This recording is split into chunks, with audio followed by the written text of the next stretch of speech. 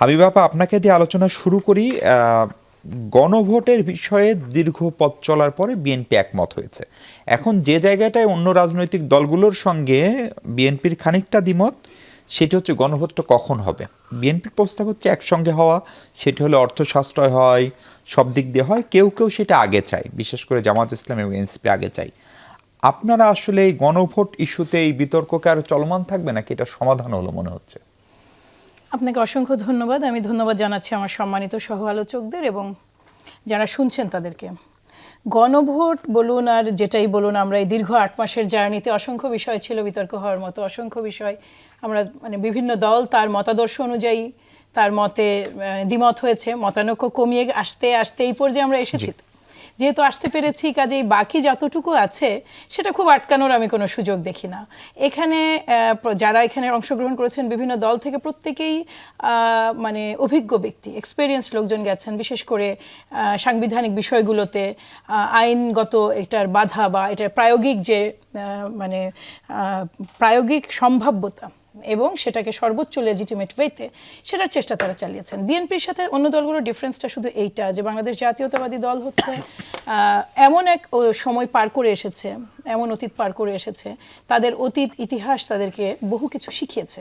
ফলে অত্যন্ত সতর্কতার সাথে বাংলাদেশ জাতীয়তাবাদী দলকে আগাতে হয়েছে প্রতিটা বিষয়ে। যেমন ধরুন, যে বিষয়গুলো আমরা এত 8টা মাস সময় ব্যয় করে বিভিন্ন রাজনৈতিক দলগুলো মোটামুটিভাবে, এখন কিন্তু মোটা দাগে কখন হবে, আগে হবে, পরে হবে, এগুলো এখন যদি আপনি যদি প্রথম আলোচনাগুলো ভাবেন তাহলে আসলে এগুলো আসলে কোনো ইস্যুই না, এগুলো কোনো ইস্যুই না। এবং কিছু কিছু জায়গায় বোধহয় সরকারেরও কিছু এখন হস্তক্ষেপের সুযোগ আছে, সিন্স তারা গতদিনই আমরা দেখলাম চমৎকার ভিডিও যে সবাই সবার সাথে মোটামুটি সৌহার্দ্যপূর্ণ পরিবেশে বেশ প্রফুল্ল উৎফুল্ল একটা পরিবেশেই তারা শেষ করেছেন, যেটা এত চমৎকার একটা বাংলাদেশের ইঙ্গিত দেয় আগামীর কিংবা বিগত সময়গুলো 1 বছর যেটা আমরা কাটিয়েছি। অনেক মতানৈক্যতা ছিল মাঠে, আমরা পরস্পরকে অনেক একজন আরেকজনের বিপক্ষে কথা বলেছি, টক শোতে কথা বলেছি, বাট মূল স্পিরিটটা আমরা কিন্তু যদি তাকাই আমরা দেখেছি, ধরে রাখতে পেরেছি।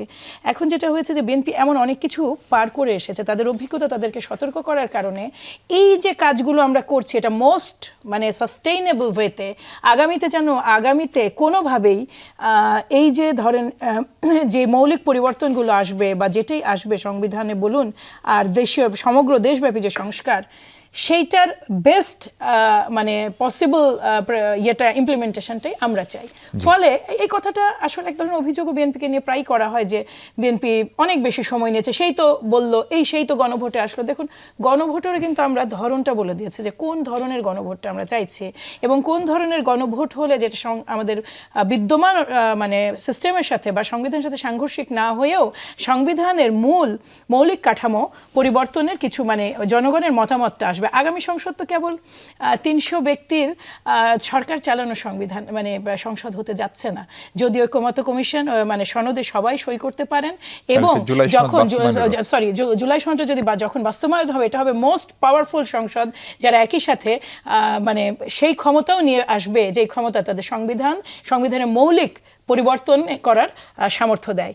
এইটা কিন্তু অন্য যে কোনো সরকারে মানে যে কোনো পার্লামেন্টের তুলনায় এটা it will be really very powerful and very vibrant মানে পার্লামেন্ট। ফলে এই যে আলোচনাগুলো হয়েছে ওয়েল স্পেন্ড 8 মান্থস, আপনি যদি আমাকে বলেন এই জিনিসগুলো আমাদেরও শেখার ছিল এবং খুবই এবং এই যে যখনই ধরুন সারাদিন বহু কিছু ঘটেছে না, এর মধ্যে তো অসংখ্য ষড়যন্ত্রও হয়েছে যেন আমাদের বিভিন্ন পক্ষের মধ্যে বিবাদ মানে আমরা বিবাদমান হয়ে উঠি। আমরা সরাসরি অনেক ক্ষেত্রে মুখোমুখি হয়েছি, মাঠে অনেক কথা হয়েছে, কিন্তু ওই যে বললাম আপনাকে, ওই সুদ হয়ে গেছে, সবকিছু কমফোর্ট হয়ে গেছে যখন ঐকমত্য কমিশনে সবাই বসেছেন। কারণ হচ্ছে ওই একটা জায়গায় প্রত্যেকে প্রুফ করতে সক্ষম হয়েছেন যে আমরা আসলে দেশটার বেটারমেন্ট চাইছি, আমরা গণতান্ত্রিক প্রক্রিয়াকে প্রতিষ্ঠিত করতে চাইছি, আমরা চাইছি যে আর কখনোই মাফিয়া সরকার ফেরত না আসে।